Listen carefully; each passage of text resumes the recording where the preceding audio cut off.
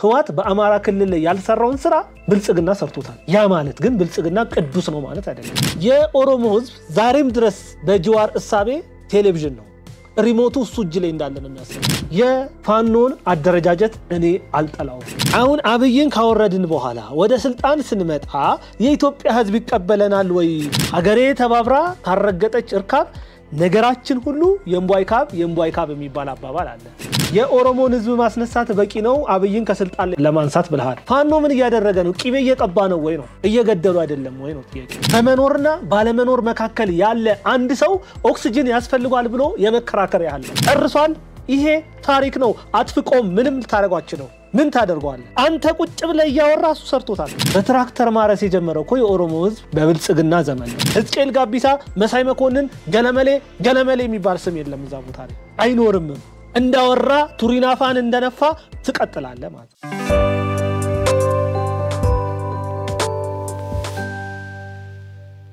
እንግዲህ ካዛንችስ ኢንተርቪስትሮ ፍለፊት ነው ያለነው እንግዲህ እንደ ኤክስፒሪየንስ ከዚህ በፊት እዚህ ሎኬሽን ላይ አስረክበናቸዋል ሰዎች ካርታቸውን ወስደው መኖር ጀምረዋል ይሄ ሁለተኛ ፕሮጀክታችን ሲሆን ይሄ ፕሮጀክታችን ያረፈው እንግዲህ 1200 ካሬ ላይ ነው ቲም ቢልዲንግ ነው መንገረባው ሁለቱም ህንጻዎች እስከ 7 ይገናኙና ከ7 በኋላ ይለያያሉ ማለት ነው ለአፓርትመንቶቹ የሚሆን ሊፍት ለብቻ ለኮሜርሻሉ የሚሆነው ሊፍት ለብቻ ይሆናል ሌላው ሁለቱም ዊንጎች ላይ ሁለት ሊፍቶች ይኖሩና 1200 ካሬ ላይ ያረፈ ቴራስ ይኖርናል እዚህኛው ሳይታችን ላይ ልክ እንደሌላ ጊዜው ለቢልዲንጉ ነዋሪዎች የሚሆን ጂም ስፓ ሳውና እንዲሁም ደግሞ ለህፃናት ጸጉር ቤት ለአዋቂዎች ይኖረናል ማለት ነው ቢልዲንጉ ቅድም ለመግለጽ እንደሞከርኩት ቲም ቢልዲንግ ሲሆን ከ121 ካሬ ጀምሮ 2 ቤድሩም ቤት እየሸጥን ያለነው ማለት ነው እንግዲህ የሚገኝበት ፕሮግረስ አሁን ቤዝመንት እየወጣን ያለነው በዚህ ስቴጅ እንግዲህ አፓርትመንቶችን መግዛት ትርፍ ምን ያህል እንደሚያስገኝ ብዙዎቻችሁ ታውቁታላችሁ ምክንያቱም አንደኛ ፕሮሞሽናል ፕራይስ ነው የሚሆነው የምሰጣችሁ ፕራይስ ሁለተኛ ደግሞ ሪሴል ቫልዩ ሪሴል ብታደርጉት አንደር ኮንስትራክሽን ያለ መሸጥ ብትፈልጉ እንደዚህ አይነት ኦፕሽኖችን ያስገኝላችኋል ማለት ነው ሌላው ዝቅ ባለ አድቫንስ ለምሳሌ ከ20% አድቫንስ ጀምሮ ኮሌክት ስለምናደርግ ፔመንት ሞዳሊቲው ምቹ ይሆናል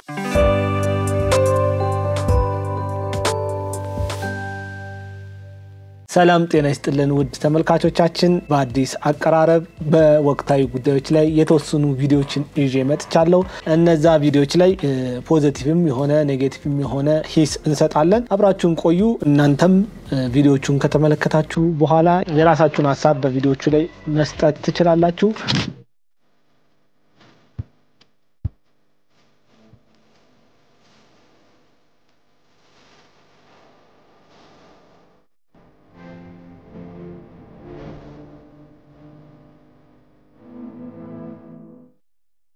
ዶር መሐመድ የኢትዮጵያ ኢኮኖሚ አፈር በልቷል አበቃላት ከዚህ በኋላ አትነሳም ዛሬ ላይ በባንክ የዶላር ምንዛሬ ከፍተኛ ሆኗል ብሎ ለጠፈ እውነት አንድ ሀገር ኢኮኖሚያ የሚለካው የብር መጠኗ ካላት የዶላር ምንዛሬ አንፃር ነው ወይ ይሄንን በደንብ ማወቅ መቻል አለብን ኢኮኖሚክሶች በደንብ ያውቁታል አንድ ማተር ሊያደርግ ይችላል የሆነ ኢፌክት ሊፈጥር ይችላል በትልቅ ባህር ላይ ትንሽዬ ድንጋይ እንደመጣል ነው የብርና የዶላር ምንዛሬ በኢኮኖሚ ላይ ለውጥ የሚያመጣው ማለት ነው ይሄንን በምሳሌ ማንሳት እንችላለን 9 አገራቶችን አንስቼ ላስረዳ ቪየትናምን እንውሰዳት አንድ የአሜሪካን ዶላር በቪየትናም 26400 ዶንግ ይመነዘራል 26400 ዶንግ ቪየትናም ዛሬ የት ናት ከኢትዮጵያ የተሻለ ኢኮኖሚ ያላት ሀገር ትልቅ ሀገር ናት በዶላር ምንዛሬ ቢሆን ኑሮ ቪየትናም የዓለም መጨረሻ ነበር የምትሆነው በምንዛሬዋ ማለት ነው ደቡብ ኮሪያን እንመልከት በብዙ ነገር የሰለጠነች በህክምናው በሳይንሱ በሂሳቡ በሁሉም ነገር ከፍተኛ የስልጣኔ ማማ ላይ ያለች ሀገር ናት ደቡብ ኮሪያ አልፋ ተርፋ ብዙ አፍሪካውያኖችን የምትረዳ ኢትዮጵያን ጭምር የምትረዳ ሀገር ናት በደቡብ ኮሪያ 1 ዶላር 1390 ወን ይመነዘራል በእነሱ ማለት ነው 1390 ደቡብ ኮሪያ ግን ደሃ አይደለችም ለምን ማህበረሰቡን ማምታታት እንደሚፈልግ አይገባኝም ማህበረሰቡን ጆሮን ጭው የሚያደርግ ነገር ለመንገር አንደኞች ነን ልዩነቱን አብጠርጥሮ ለማሳየት አንፈልግም ብቻ መንግስትን ይጣልልን መንግስትን ያወርድልን መንግስትን ያስተችልን ብለን እናስበው ከሆነ እናወራለን ይሄ ነው ይሆነ ያለው ሌላ ኢንዶኔዥያ ውስጥ $1 በ16462 ሩፒ ይመነዘራል 16462 ሩፒ ኡጋንዳ ሂድ $1 3519 ሽሊንግ ነው የሚመነዘረው ናይጄሪያ ሂድ $1 1525 ናራ ነው የሚመነዘረው ሩዋንዳ ሂድ $1 በ1446 ፍራንክ ይመነዘራል ጃፓን ሂድ ትልቅ ሀገር ናት ጃፓን በዓለም በኢኮኖሚ ከአሜሪካን ከቻይና ከሩሲያ ቀጥሎ ወይም ከነሱ ጋር የምትመደብ ሀገር ናት በኢኮኖሚ እነዚህን ሀገራት የምትገዳደር ሀገር ናት ግን $1 በሀገሯ የሚመነዘረው 148.13 የን ይመነዘራል 148 የን ይመነዘራል ኢራን ሂድ አሜሪካንን ቀጥ አርጋ ጦርነቱን እንዲቆም ያደረገችው ኢራን ናት ኢራን እስራኤልን እንዴት አድርጋ እንደተገዳደረች የምናቅ ሀገር ናት ትልቅ ሀገር ናት ትንሽ ሀገር አይደለችም ኢራንን ስናስብ ከእስራኤል ጋር በገባችው ጦርነት አሜሪካን ተጨምራ ወቅታት በኋላ ላይ ጦርነቱ ቆሟል ለነዚህ ሀገራት ያልተመረከከች ሀገር ናት ግን $1 በሀገሯ 42060 ሪያል ነው የሚመነዘረው $1 የምገዛው በ42060 ሪያል ነው ኢትዮጵያ ላይ ና $1 በ139 ብር ከ36 ሳንቲም ነው የሚገዛው ከነዚህ ሀገራት አንፃር ኢትዮጵያ ውስጥ ዶላር ዋጋው አነስተኛ ነው ግን ኢትዮጵያ ከቪየትናም ያነሰች ናት ኢትዮጵያ ከደቡብ ኮሪያ ያነሰች ናት ኢትዮጵያ ከጃፓን ያነሰች ናት ኢትዮጵያ ከኢራን ያነሰች ናት በኢኮኖሚ ግን የምትመነዝረው ከሁሉም ዝቅተኛ ኢትዮጵያ ውስጥ ነው ያለው የዶላር ምንዛሬ በኢኮኖሚው ላይ ኢፌክት አያመጣም ይያልኩ አይደለም ችግር አይፈጥርም ይያልኩ አይደለም ግን ያንን ያህል ለውጥ አያመጣም ያንን ያህል ለውጥ ቢያመጣ ኑሮ ቪየትናም ደቡብ ኮሪያ ሩዋንዳ ጃፓን ኢራን የዓለም ጭራ ነበር የሚሆኑት እና ነገሮችን ሰፋ ቦርቀቅ አድርጎ ማሰብ ዝም ብሎ ጥብብ አድርጎ ለሰዎች ያንን በመስጠት ሰዎች እንዲደግፉን ማድረግ ስህተት ነው ሁሉንም ነገር ከአለቀለት ካበቃለት ጋር ማያያዝ ስለምንወድና ኢትዮጵያ በጠቅላይ ሚኒስትር ዶክተር አብይ አህመድ በመመራቷ ጥላቻ ስላደረብን ብቻ ሁሉም ነገር እያመጣን በዚህ ማህበረሰብ ላይ ጭንቅላቱ ላይ እየጫንን አምሮን እያስጨነቅን ተነስቶ የአብይ አህመድ መንግስትን እንዲጥልልን እንፈልጋለን ያ ጊዜ አልፏል እውነት እልሃለሁ በሙቭመንት የሚመጣ ለውጥ እንደሌለ ሁሉም አውቋል ሙቭመንት ለውጥ የሚያመጣው ስርዓቱ ሲበሰብስ ነው ስርዓቱ ባልበሰበሰበት ሁኔታ የህዝብ ሙቭመንት ምንም አያመጣም የህዝብ ሙቭመንት ለውጥ የሚያመጣው ስርዓቱ ከውስጥ ተበልቶ ሲያልቅ ነው ይሄ ስርዓት ገና እየጠነከረ እየደደረ ስር መሰረት እያያዘ ያለ ስርዓት ነው ስለዚህ ይሄንን ስርዓት ለመጣል ካሰባችሁ ኑ ወደ ኢትዮጵያ ምርጫ ቦርድ ሄዱ ስም አስመዝግቡ ተወዳደሩ የምትችሉትን ያህል አሸንፉና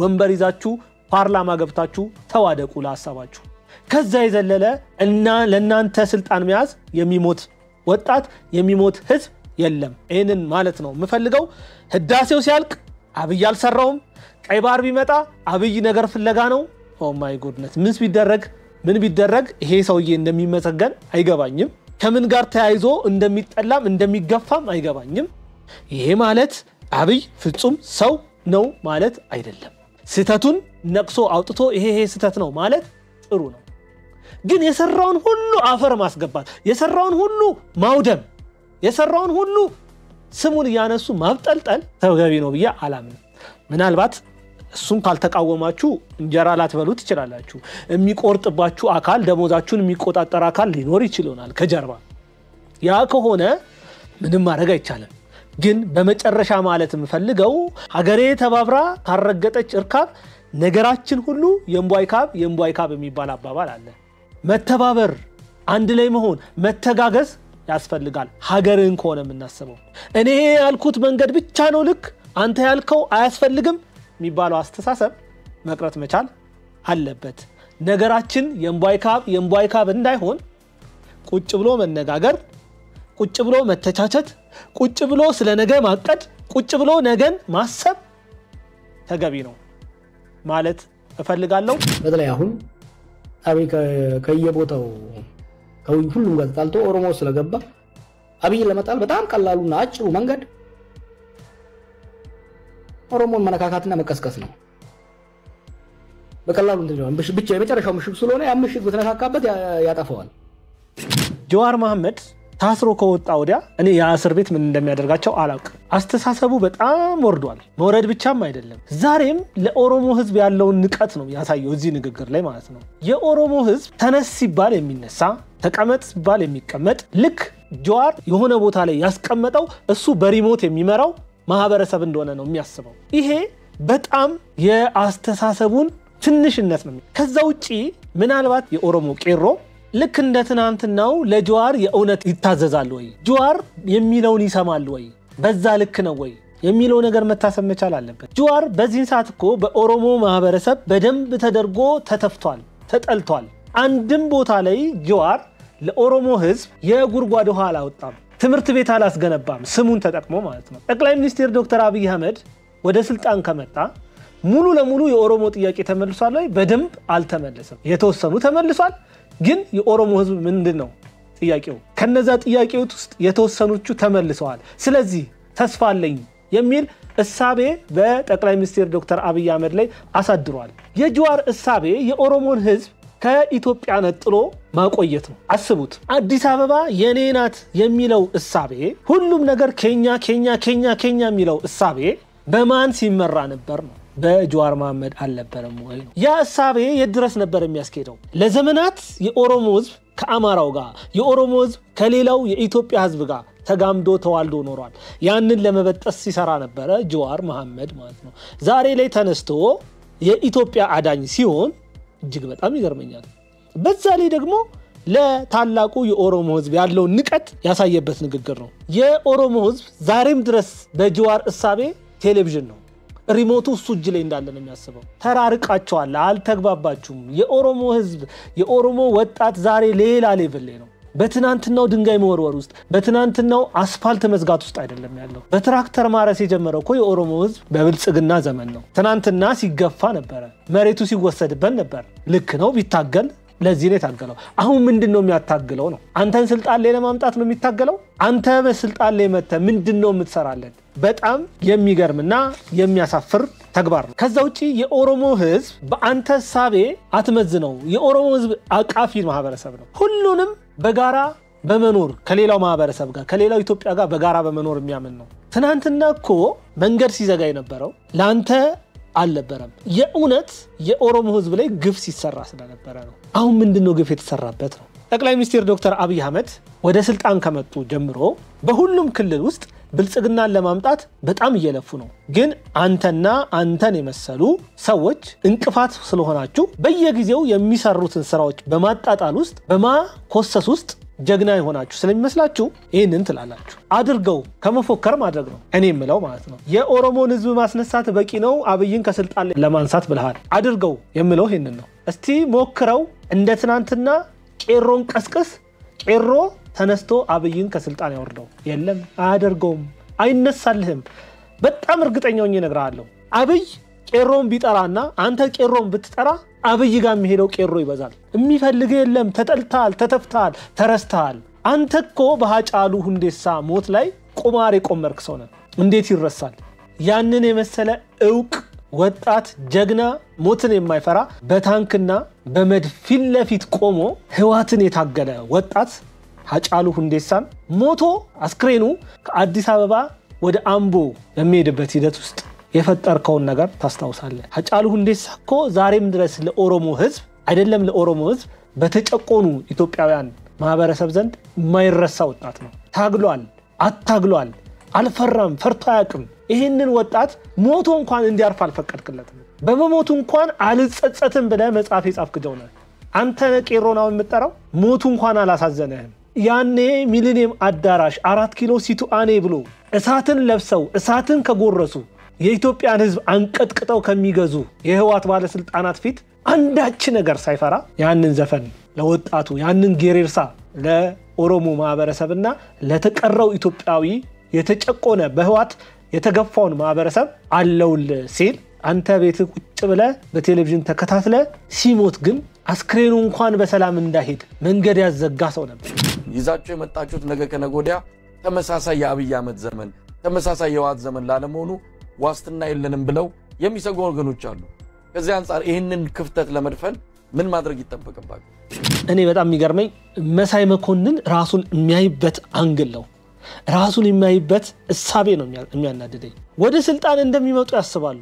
አሁን አብይን ካወረድን በኋላ ወደ ስልጣን ስንመጣ የኢትዮጵያ ህዝብ ይቀበለናል ወይ? እንደ ብልጽግና አያየንም ወይ? እንደ ህዋት አያየንም ወይ? My brother, trust is earned, not given. እኔ ደስ ስለሚለኝ እንደዛ መጠራጠር እንደዛ መስጋት ለአደጋ ያጋልጣል። ያልተጠረጠረ ተመነጠረ ነው የሚለው አማራ ሲተረት። ይህ ህዝብ ስንት ጊዜ ተመነጠረ? በ74 ተመነጠረ፣ ለውጥ አመጣ። ለውጡ ወታደር መነጨ ነጠቀው። 91 ለውጥ መጣ፣ ዲሞክራሲ አልተሻገረም። 2018 ለውጥ መጣ፣ አልተሻገረም። ስለዚህ ህዝቡ ቢጠራጠር ጀዋር ደግሞ በጣም ብልጥናት ስትመልስ ትችልበት የለ ምላሷ አደገኛ አይደለች። ቢጠራጠር አልፈርድበትም ቢጠራጠር አልፈርድበትም። ምክንያቱም በእያንዳንዱ ለውጥ ላይ ተጎድቷል። ሐሳቢ መስሎ መታየት፣ ለኢትዮጵያውያን የሚያዝን መስሎ መታየት ጀዋር ጋር ይታያል። ይሄ አስመሳይነቱ ነው። ቢረሳ ሻሸመኔ ላይ ሰው ተዘግዝቆ የተገደለው በኢትዮጵያ ታሪክ በማን ዋና ገጸ ባህሪነት ነው?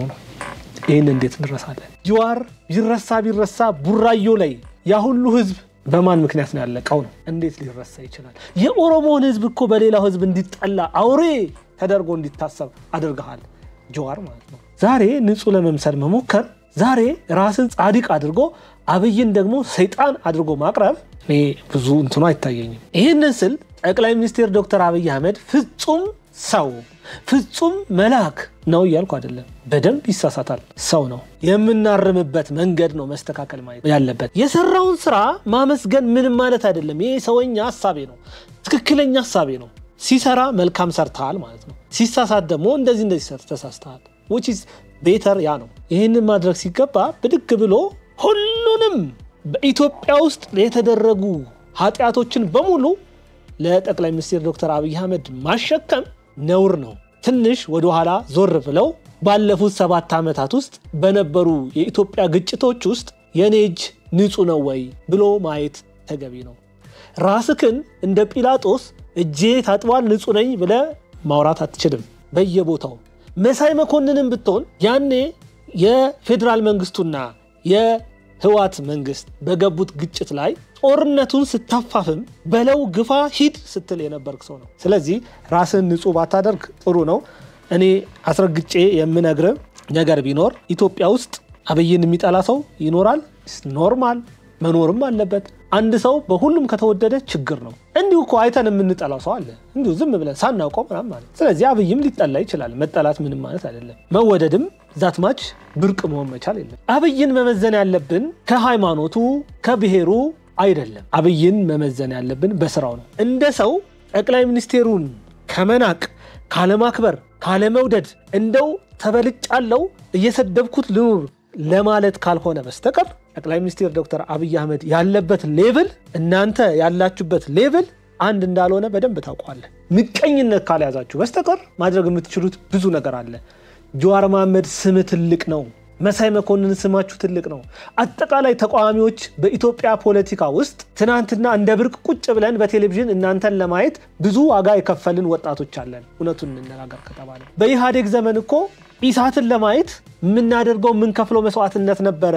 2 ዲሽ ጣሪያ ላይ ከተደረገ የህዋት ታዛዦች ትንንሽ መንግስቶች ያሳስሩን ነበረ። ያንን ሁሉ ዋጋ ከፍለን እናንተን እናያችሁ እንመለከታችሁ ነበረ። እኔ አሁን ላይ ሲገባኝ ኢህአዴግ ራሱን የጣለው ራሱ ኢህአዴግ ነው። ያ ሁሉ ሙቭመንት እንዳለ ሆኖ የበለጠው ራሱን ያዳከመው እናንተን መደበቁ ነው። አጋልጧችሁ ሰጧችሁ ቢሆን ኖሮ ህዝቡ ልክ አሁን እናንተን እንደተፋችሁ ያኔ ነበር የምትተፉት። የህዋት ትልቁ ስህተቴ ነው። ኢሳትን እንዳታዩ ብሎ አዋጅ ከሚያውጅ ኢሳት እንዳይታይ ጃም ከሚያስደርግ ቢከፍታችሁ ኑሮ በደንብ እሳቢያችሁ ይታወቅ ነበር። እና ማለት የምፈልገው ዛሬ ቀስቀሳ የምታስነሳው የኦሮሞ ወጣት የለም። የኦሮሞ ወጣት ስራ ላይ ነው። የኦሮሞ ወጣት ጥያቄዎቼ ነገ ከነገ ወዲያ ይመለሱልኛል የሚል ተስፋ ላይ ነው ያለው። በቋንቋዬ መማር ችያለሁ እያለ ነው ያለው። በትራክተር ማረስ ጀምሬያለሁ እያለ ነው ያለው። መሬቶቼ ዛሬ አይወሰዱብኝም እያለ ነው ያለው። እና ለምን ይነሳል? ምንድነው የሚያስነሳው ነገር? ይሄ ለኦሮሞ ወጣት ብቻ አይደለም እየተሰራ ያለው የጠቅላይ ሚኒስትር ዶክተር አብይ አህመድ እሳቤ እያንዳንዱ ክልል እንዲያድግ ነው የሚፈልገው አማራ ክልል ላይ በዚህ ሁሉ ጦርነት ውስጥ በዚህ ሁሉ ውጣውረድ ውስጥ በዚህ ሁሉ አለመግባባት ውስጥ ብዙ ስራዎች ተሰርተዋል ምናልባት ላለፉት 30 እና 40 ዓመታት ህዋት በአማራ ክልል ላይ ያልሰራውን ስራ ብልጽግና ሰርቶታል ያ ማለት ግን ብልጽግና ቅዱስ ነው ማለት አይደለም በዚህ አጋጣሚ የፋኖን አደረጃጀት እኔ አልጠላው ጫካ መግባቱን ብቻ ነው መጣለው ፋኖ ልክ እንደማንኛውም ኢትዮጵያዊ ተደራጅቶ መንግስትን መታገል ይችላል ግን መሳሪያው ለማንም አይጠቅም መሳሪያው ሀገር ያወደመ መሳሪያው የአማራን ህዝብ እየጎዳ ነው መሳሪያው ልጆች እንዳይማሩ ትምርት ቤት እንዳይሄዱ አድርጓል እናቶች ሆስፒታል እንዳይሄዱ አድርጓል ይሄ ምንም የተጠቀመው ነገር የለም ስለዚህ ማድረግ ያለብን ወደ መሃል መምጣት ነው ጽንፍ መርገጥ ጫፍና ጫፍ መቆም አስፈላጊ አይደለም ዛሬም ልክ እንደ 15ኛው 16ኛው ክፍለ ዘመን ምናልባትም ከዛ ራቅ እንዳለው እሳቤ ላይ መቆም የለብን ኢትዮጵያ እኮ በ3ኛው እና በ4ኛው መቶ ክፍለ ዘመን እኮ አሁን ካላት ግዛት አልፋ ደቡብ አረቢያን ሁሉ ታስተዳድር ነበር ቀይ ባህር እጇ ነበር ያኛው ስልጣኔያችን የት ሄደ ነው በእንደዚህ አይነት በተልካሻ እሳቤ ራሳችንን ያጣን ራሳችንን ያዋረድን ዝቅ ይያልን መሄድ መቻል የለብንም ከፍ ለማለት ትናንትና ቦታችን ላይ ለመድረስ በብሔር ታጥረን በክልል ተወስነን መባላት የለብንም ዛሬም ማስፈራሪያችን የኦሮሞ ህዝብ ተነስቶ አብይን ይጥላል የአማራ ህዝብ ተነስቶ አብይን ይጥላል እንደዚህ አይነት እሳቤ በዚህ በሰለጠነ ዘመን አስፈላጊ አይደለም ወጣቱም ነቅቷል ያንን የሚያደርግበት ጊዜ ላይ አይደለም ስንት ወጣት አለቀ ትናንትና ስንት እናትና አባቶች ቁጭ ብለው ዛሬም ድረስ ያለቀሱ ነው በሰው ውሃ ነው ያሉት እንዲያውም የሚገርም ነገር ለ1000 ዓመት ፈሰሰ ግድቡን 1000 ዓመት በፊት ሰርተነው ቢሆን ኖሮ ኢትዮጵያ የት እንደደረሰች ነበር ነው ያሉት ያን ጊዜ ሲሚንቶ ስለመኖርም አላውቅም ነው ለመገደብ ያን ጊዜ ተሽከርካሪ ቁፋሮ የሚያካሄድ ግሬደሩ ምናምን ስለመኖርም አላውቅም ነው ያን ጊዜ መስኖ እንደሆነ ኢትዮጵያ ህዝብ ሲያደርገው ነው የነበረው በትንንሹ እሳቸው ግን ያሉት እቺኛውን ምን ታረጋላችሁ የ1000 ዓመት እንቅልፍ ያነሳ ሰውዬ የ30 ዓመቱን እንዴት ያቅታዋል ትላላችሁ ነው የተናገሩት በዚህ መልኩ ነው የተናገሩት ይሄ አሳፋሪ ነው እንደዚህ አይነት ንቀት ለኢትዮጵያ ህዝብ አሳፋሪ ነው የሚለው ከምን አይነት አእምሮ ከምን አይነት የአእምሮ ችግር እሺ እንግዲህ እንደሰማችሁት ነው ህዝቅኤል ጋቢሳ ሚለው ጠቅላይ ሚኒስትር ዶክተር አብይ አህመድ በጉባ በነበራቸው ህዳሴውን ግድብ አስመልክቶ ከዲያቆን ዳንኤል ክብረት ጋር ያወሩት ወሬ ነበርና በወቅቱ ምን ብለዋል ላለፉት 1000 ዓመታት የአባይ ወንዝ ሲፈስ ኖሯል ሪያሊቲ ነው ሲፈስ ኖሯል ኢትዮጵያ ከነበረችበት ጊዜ አንስቶ ሲፈስ ኖሯል ምንም ውሸት የለም አሁን ከ1000 ዓመት በፊት ጀምሮ ገድበነው ቢሆን ኑሮ ኢትዮጵያ ዛሬ ህዳሴውን ለመገደብ አልነበረም ሌሎች ህዳሴዎችን ለመገደብ ትነሳሳ ነበር አይነት ንግግር ጠቅላይ ሚኒስትር ዶክተር አብይ አህመድ በሚናገሩበት ሰዓት ያንን ንግግር ወስዶ ፕሮፌሰር ህዝቅኤል ጋቢሳ ደግሞ ያለው ፕሮፌሰር ህዝቅኤል ጋቢሳ ከፊት ያለው ፕሮፌሰር ነው ያን ጊዜ ሲሚንቶ ስለመኖሩም እርግጠኛ አይደለሁም ሲል ተናገረ አላውቅ እኔ የዓለም ታሪክን ለምን እንዳላነበበ ግራ ይገባኛል ታውት የዓለም ታሪክን እንተውና ኢትዮጵያ ውስጥ ላለፉት 3 እና 4000 ዓመታት ብዙ ቤተክርስቲያኖች ተሰርተዋል ኦርቶዶክስ ቤተክርስቲያን ማለት እነዛ ቤተክርስቲያኖች ትላልቅ ካቴድራሎች ተሰርተዋል በምንድን ነው የተሰሩት ሲሚንቶ ኢትዮጵያ ውስጥ አልነበረም ማለት ነው በምን ተሰሩ እንሂድ ወደ ዓለም ታሪክ ከዛሬ 3000 ዓመት በፊት እኮ ጃዋ ዳም ጆርዳን ገንብታለች ጃዋ ዳም የሚባል ማለት ብርቅ አይደለም የዛሬ 3000 ዓመት ይገነባ ነበር የዛሬ 1000 ዓመት ብንገነባ ኑሮ አሁን ህዳሴውን ለመገንባት ያወጣነውን ኢፈርት ያን የተጠቀመን ቢሆን ኑሮ ዛሬ ላይ ሌላ ታሪክ ነበረን ምን አሉ ምንስ በተሳሳቱ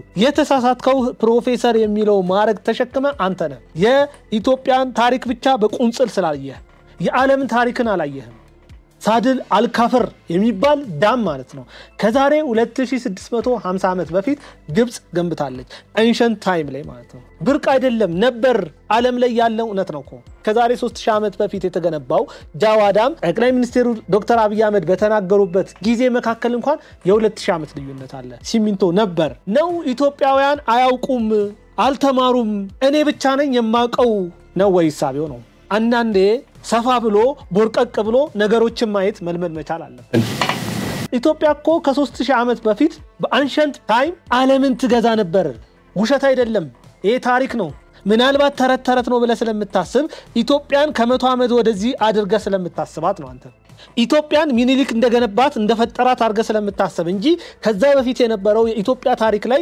ኢትዮጵያ እጅግ በጣም ብዙ ትልልቅ ስራዎችን ሰርታለች አይደለም ይሄንን ማለት ነው ላሊበላ እኮ የተሰራው የዛሬ 3000 እና ከዛ ዓመት በፊት ነው አክሱም የተገነባው የዛሬ ስንት ሺህ ዓመት ነው ስለዚህ ኢትዮጵያ ለእንደዚህ አይነት ነገር ብርቅ አልነበረችም ግን ምንድነው እሳቢያችን በጦርነት እናሸንፋለን በሴራ ግን አንችልም ማንንም የዋሆች ነበሩ መሪዎቻችን ወደ ኋላ ዞር ብለን እንመለስና እቺ አንተ የምታስባትን የ100 ምናምን ዓመት ኢትዮጵያን እንኳን እናስባት ብዙ ትልልቅ ስራዎችን ሰርታለች እኮ ተው 1000 ዓመት አይደለም ትልቁ የኛ የኢትዮጵያውያን ችግር ከኛ ማህበረሰብ የወጣ ሰው የምናቀው ሰው ትልቅ ስራ ሲሰራ አንወድም ምቀኞች ነን ምቀኝነት በደማችን ውስጥ ነው ያለው ማመስገን አንወድም ይናገር 1000 ዓመት ብሎ ይናገር ምን ችግር አለው ከዛሬ 1000 ዓመት በፊት እኮ ገንብተነው ቢሆን ኑሮ ቁጭት ነው ይሄ እኮ እንትን አይደለም ያለው በቁጭት እኮ ነው ያኔ ገንብተነው ቢሆን ኑሮ ምንም እኮ ይሄ መጥፎ ነገር አይደለም ያኔ ሰርተነው ቢሆን ኑሮ ዛሬ ሌላ ስራ ነበር ምንሰራው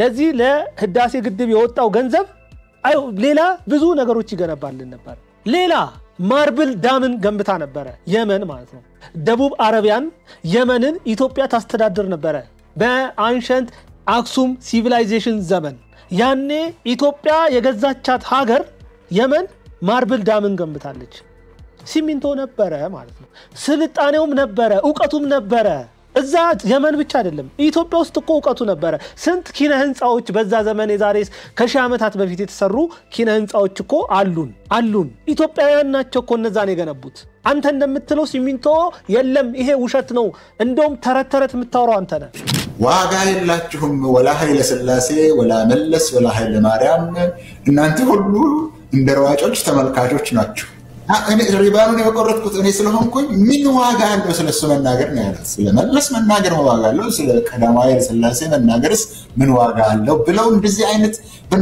ድፍረት ነው የተናገረው ደግሞ ሌላ ምን አልክ ኃይለ ሥላሴም የራሱ ጉዳይ መለስም የራሱ ጉዳይ ኃይለ ማርያምም የራሱ ጉዳይ ሪባኑን የቆረጥኩት እኔ ነኝ እኔ ብቻ ለሞገስበት ብሏል አልክ ስንዋሽም አይን ያለው ውሸት መዋሸት እንደ እድሜያችን መሆን ትልቅ ነው ያሳፍራል ፕራይም ሚኒስቴሩ ያንን አላለም ይሄ የዱላ ቅብብሎሽ ሂደት ነበረው ግድቡ ማን የበለጠ ዋጋ ከፍሏል ጊዜ ታሪክ እውነቱን ያወጣል ብዙ ጊዜ እኛ ኢትዮጵያውያን የሞተን እናመሰግናለን ሪያሊቲው ያ ነው መለስ ዜናዊ ገንብቶት ቢሆን ኑሮ መለስ ዜናዊንም አናመሰግንም እርኩስ አረመኔ አድርገን የሳለው እኮ እኛ ነን መለስ ዜናዊ ዛሬ ላይ ቅዱስ ለማድረግ ስንሞክር ደግሞ አናፍርም ነገም አብይ ሲሄድ እንደዚሁ ማለታችን አይቀርም ጠቅላይ ሚኒስትር ዶክተር አብይ አህመድ ይሄንን ህዳሴ ግድብ ጨርሷል ይሄ ታሪክ ነው አጥፍቆም ምንም ልታረጋችሁ ነው ምን ታደርጓል አንተ ቁጭ ብለ ያወራሱ ሰርቶታል ያንተም ልጆች ያንተም የልጅ ልጆች የኔም ልጆች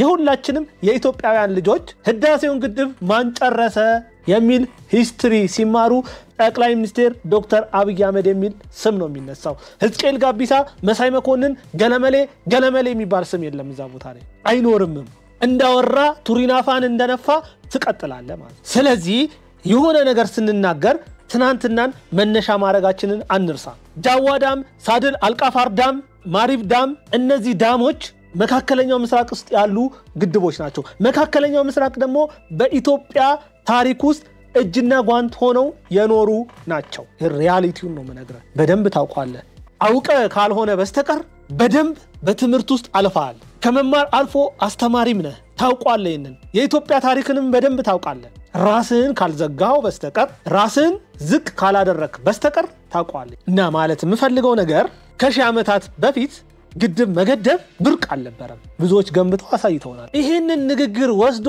ጠቅላይ ሚኒስቴሩ ለማብጠልጠል መሞከር የሰራውን ስራ አፈር ለማስገባት ከመሞከር የሚደረግ ጥረት ነው ትልቅ ስራ ሰርቷል ያንን ማክበር ግን አንፈልግም ያንን ማመስገን አንፈልግም ትንንሽ ሲሊ ሆኑ ስተቶችን ለቅሞ ጠቅላይ ሚኒስቴር ዶክተር አብይን ለመሳደብ ግን ብዙ ነው ምላሳችሁ ማለት በመጨረሻም አንድ ቪዲዮ ጋብዛችኋለሁ እዛ ቪዲዮ ላይ ምንም ማለት አልፈልግም እናንተ ግን ያንን ቪዲዮ አይታችሁ በዛ ቪዲዮ ላይ አስተያየታችሁን በኮሜንት ሴክሽን መስጫው ላይ አስቀምጡልኝ በሚቀጥለው ሳምንት በሌሎች እይታ እመለሳለሁ ከፕሮግራሙ ጋር ቢኒያም ከድር ነበርኩኝ መልካም ጊዜ ይሁንላችሁ So I'm gonna show you a picture and you're gonna guess which city it is. Okay. Which city you think this is? So from this picture look like Far East Asia, maybe Bangkok. No, it's not Bangkok. Dubai. No, this is not Dubai. Is in Asia? It's not in Asia. Hong Kong. This looks like a city in Colombia. Jakarta, Indonesia. No, it's not Jakarta. Is an Arabic country? Korea.